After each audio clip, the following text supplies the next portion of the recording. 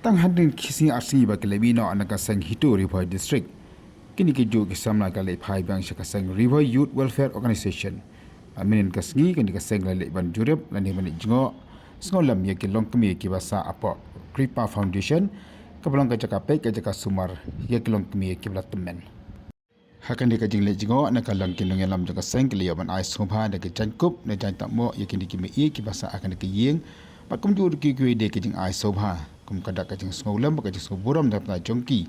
Belak bansa no akate kajaka namal bekla tu no ya kajing jongki ye kasam ni kajing syamjing jongki bayi kibasa mat pe ban riwas sumar yaki. Nakaliang kinong yalam jaka sang keliya ban yakan duru yakin penya jaka ni ka foundation ban penpau kajing sengogu yaki. Nama kini ka mesim ka basebun ka jongki pakajing rablam ka jongki ban pe. Ya kilong kimi lan dikimi kiba haban sa akate kajaka. Akum juru ban agajing sumar wapakana ka banta jongki.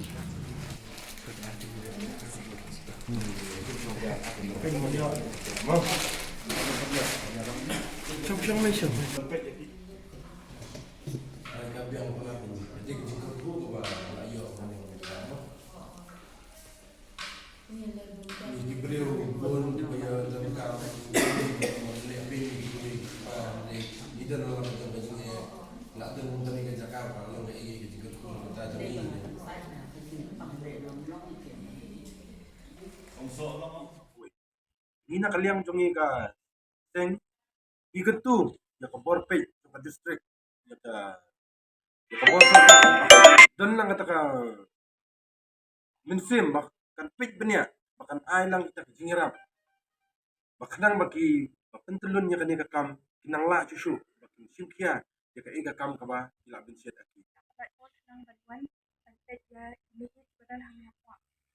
Ngidap ka kajing kemetu watla haita I komentar mo bun itu dia pe ambe dan hende ofisia berobat lai kanang apa tapi wan Jngoh wan pe Ieit hanya beli si bun ki jing ais ko bhai jong kiru sangat kamba kinong ba Ieit kinyo ban tendon kam bat ru sangat kamba tadi nani sakmat kinang dan ru pada sendiri kini pak kipriu kemuki banyak banwan ai kita itu subha